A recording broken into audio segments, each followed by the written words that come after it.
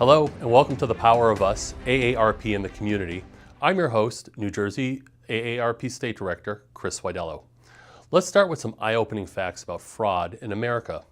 You may not know that the average American loses over $1,400 each year to fraud.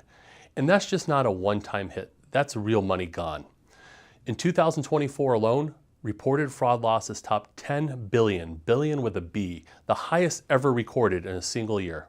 And get this, nearly 1 in 5 fraud victims over 60 years old never tell anyone they were scammed.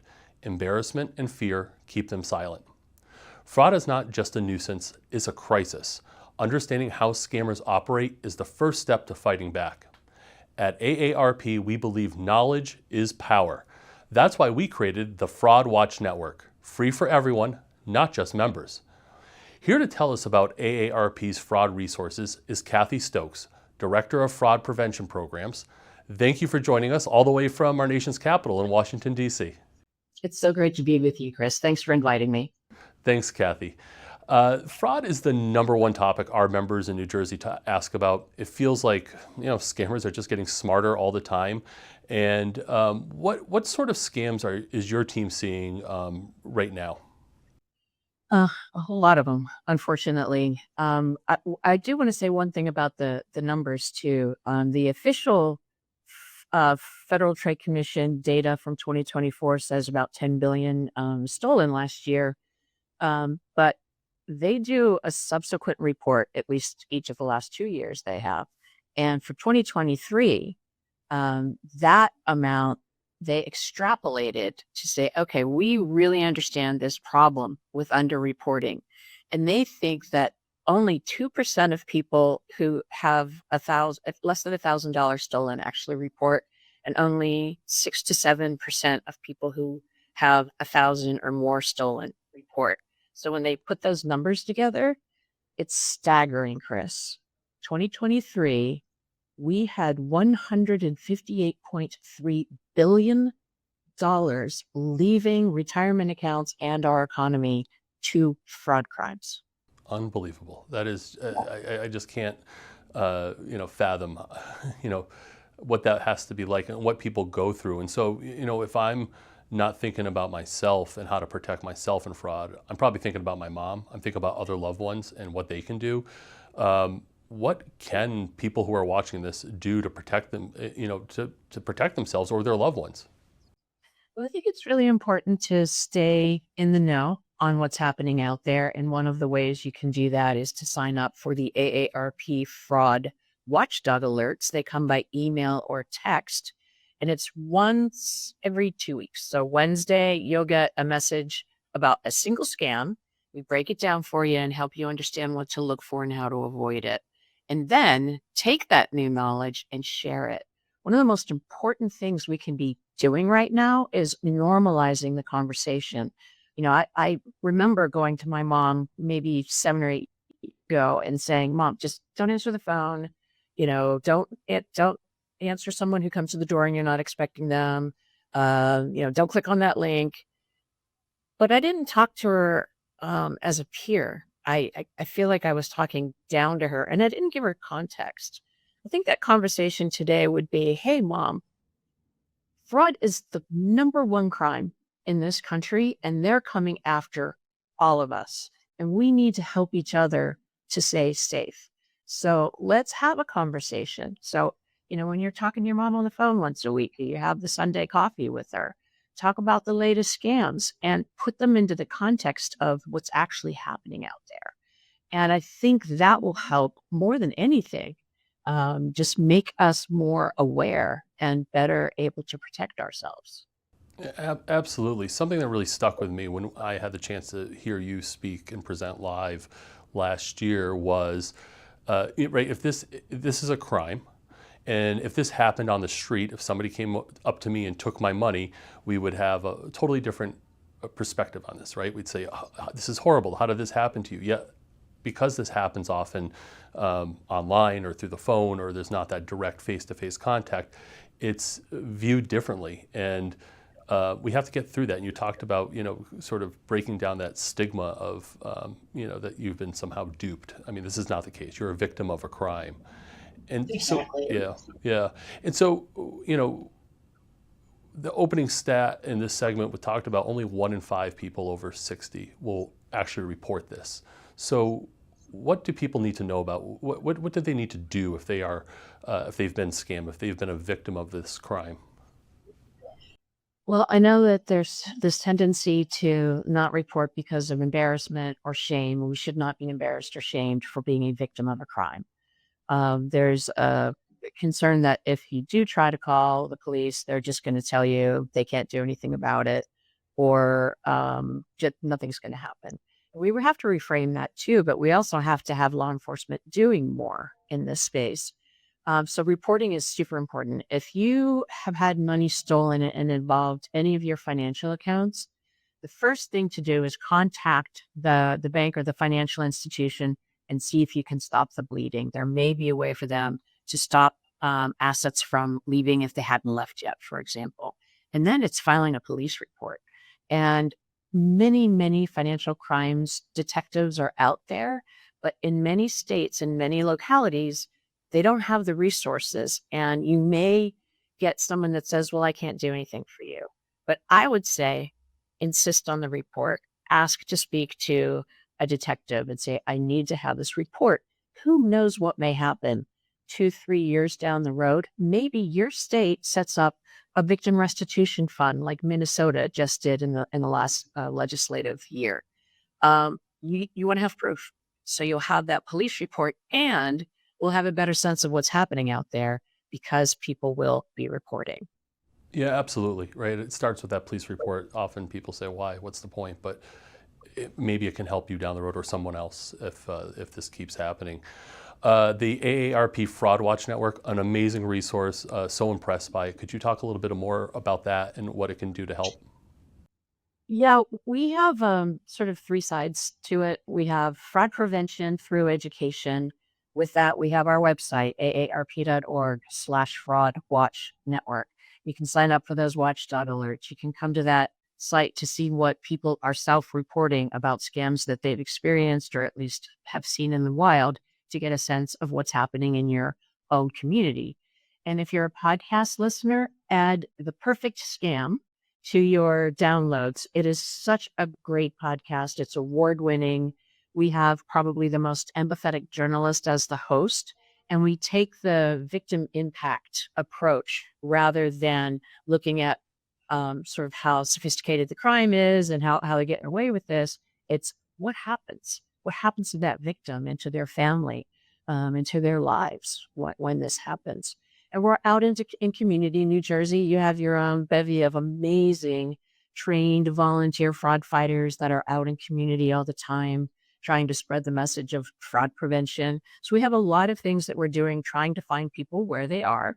We have amazing victim support programming as well. We have a helpline that you can call Monday through Friday from 8 a.m. Eastern to 8 p.m. Eastern.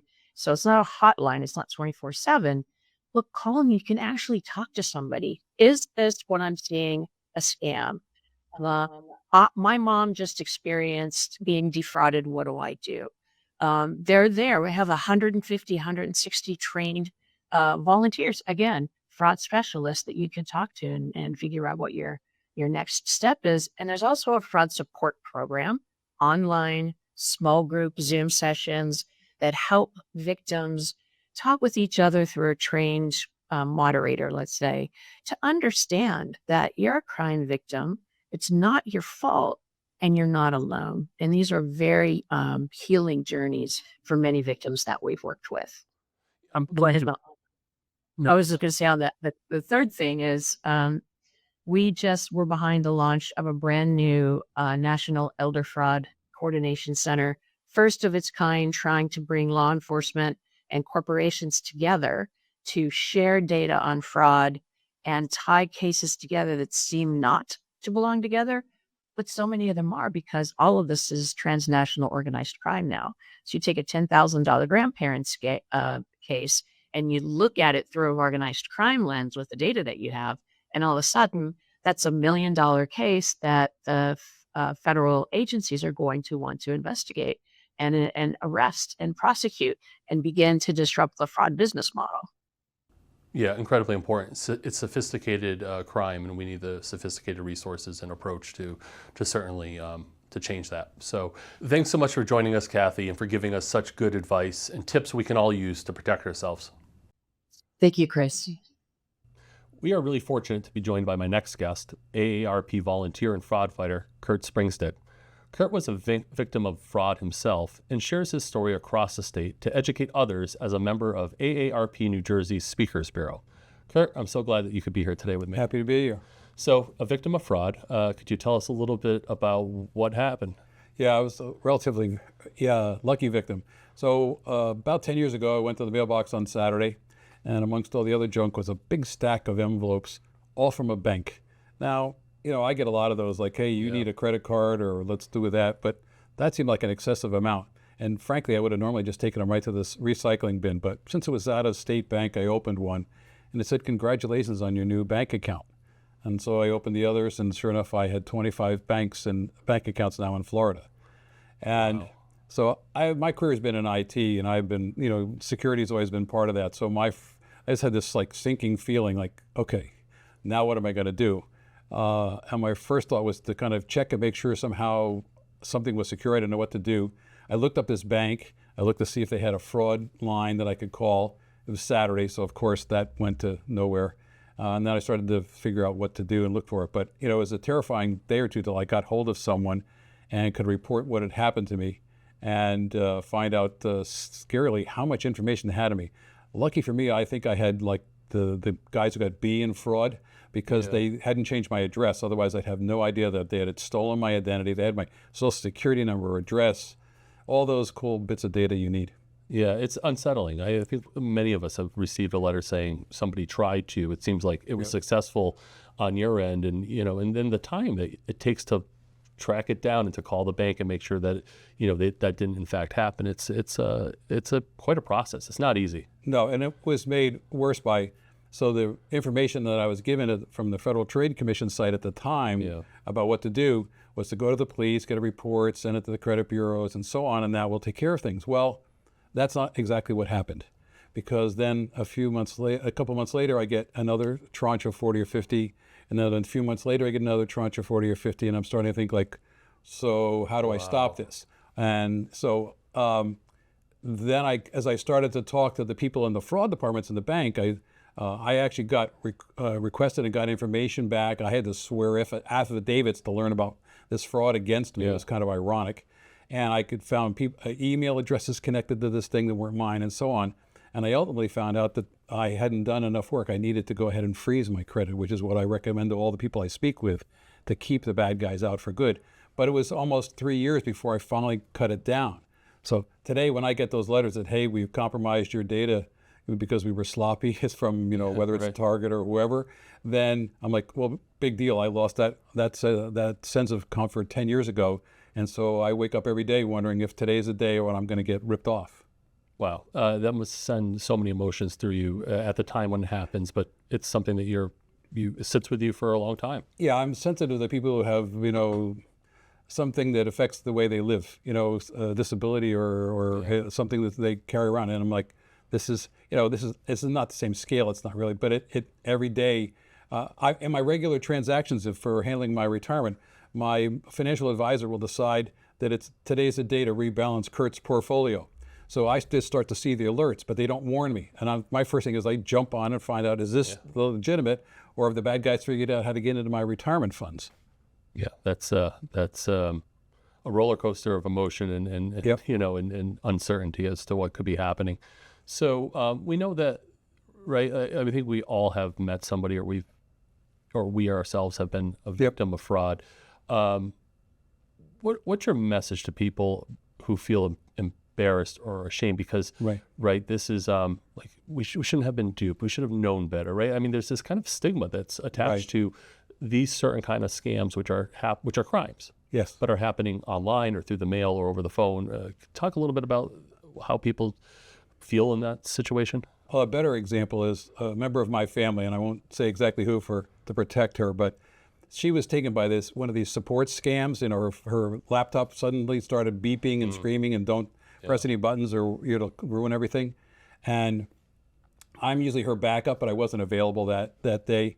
And so she ended up taking cash out of the bank, putting it into a Bitcoin machine, and to being robbed.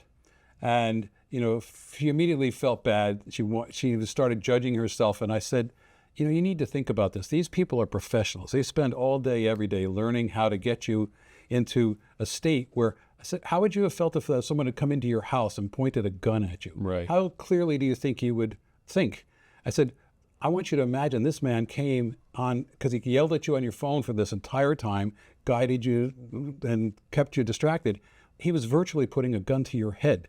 So there's no shame. You were a victim. You were robbed, and we should stop having this discussion. And frankly, as it comes up in the family, it's like, let's stop talking about that, because this woman suffered a terrible tragedy. Somebody came in and robbed her right in her own home. Right. These fraudsters, criminals, I mean, they've worked hard at coming up with whatever their scam is, right? So they know how to prey on people's vulnerabilities. They know how to, start to build sort of a rapport with somebody to figure out what makes them, react a certain way. So this is not I just wasn't paying attention. This is a well thought out scheme. People need to understand, this is a business. You can buy the kit of scripts to make this work. It's so outrageous, practiced and so polished. You can just go to the dark web and you can buy that stuff, and you too could become a scammer tomorrow. And we all of us who are honest citizens, we wonder, like, why don't they put that energy into something that they could make a real, a legitimate living? But that'll never be understood. But the point is, this is not on you. You are just a victim. And again, it's no difference to whether they break into your computer or your email or get you to sign up for something you shouldn't. Then if they, unfortunately happened to me once, someone, put a knife to me in a subway and took my wallet. It's the same mentality. And sadly, I can tell you, you feel the same way as a victim. Right. And you decided to take this experience and use it to help others. Can you talk a little bit about how you kind of arrived at, I want to do something, and a little bit about what that was? Okay, so I don't want to sound too noble here, because in early 2020, an email from AARP came in front of me that said, do you want to be out with this thing called the Speakers Bureau? And I had been involved in public speaking as part of my career and teaching and so on. So this seems like the right thing for me. And so I signed up, not knowing exactly what the topics, but it's AARP. They can kind of guess kind of things we're going to talk about. And then I get a confirming email in early March, and the next day they shut the country down for the pandemic. So I said, well, I guess I'll delay that routine. And of course, because of my technical background, they discovered, and I helped work the program to be able to do it remotely. But what I discovered when I get into it, that a significant number of the programs we deliver have to do with fraud, because there's so many versions of it, whether it's romance or government imposter or whatever it might be. And we're just a great topic, a great target. We've got our retirement resources. We come from a generation where we will take a phone call from a number we don't recognize. We will open an email that has an interesting topic just because we're curious. We haven't been snake bit enough yet not to do that. So that's been kind of an interesting byproduct. I'm happy to help my fellow 55 plus folks, but the fraud has been the most interesting, because now I'm seeing people over and over again at different organizations. And I just had a person come to me a couple of weeks ago and say, you remember you told me about when my computer starts screaming, just press the off button until it shuts up and then bring it back? And they said, work like a charm. And that's, it's always so grateful to do this work, because the people are very appreciative, but to get that kind of a feedback, like, we are making a difference. I saved potentially that person from hardship and losing any money by simply giving a talk one day. Yeah, it's incredible. I don't think it should be underestimated what you do and what others who are also involved in this do, because it's important. Because if we're not talking about this, we're not sharing the information, then these crimes are happening every day, and it evolves so quickly, right? It's a Microsoft scam one day, and then it's with AI and all the different technologies out there, it gets more and more advanced, very quickly. Well, I can just tell you, here in New Jersey, with my colleagues of about 40 plus people, we're going to talk to 400 organizations, 400 groups this year on a variety of topics, but sadly, many of them will be about fraud.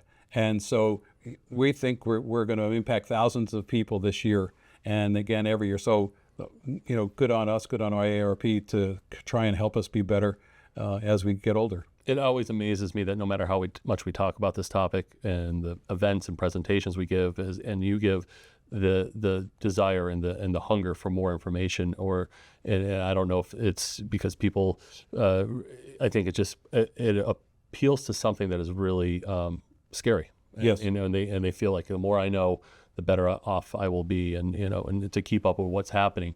When you give these presentations, I'm sure you hear some pretty horrific stories. Yes. Any of them stick out in the last few years? Well, a lot of times I share my story, I share this other family member story, and I hear people in the audience go, "Yeah, I got caught by that one, but they lost even more," or they're paranoid about this. They come up and ask me in private a lot of times. I'm getting these emails, I'm getting these texts. What do I do? To be candid, again, there's a shame factor. When those people are so gracious to share what's happened to them, because it helps the rest of the audience. In fact, this is like real stuff. I'm very careful and respectful of them to say, thank you for being so brave to share that. AARP has that program, podcast called The Perfect Scam. Yeah. And many of those people are coming back on because it empowers them. It gives them power back. Sometimes through the help of psychotherapy, they come to that conclusion. Other times just know, like, well, I'm not going to take this lying down.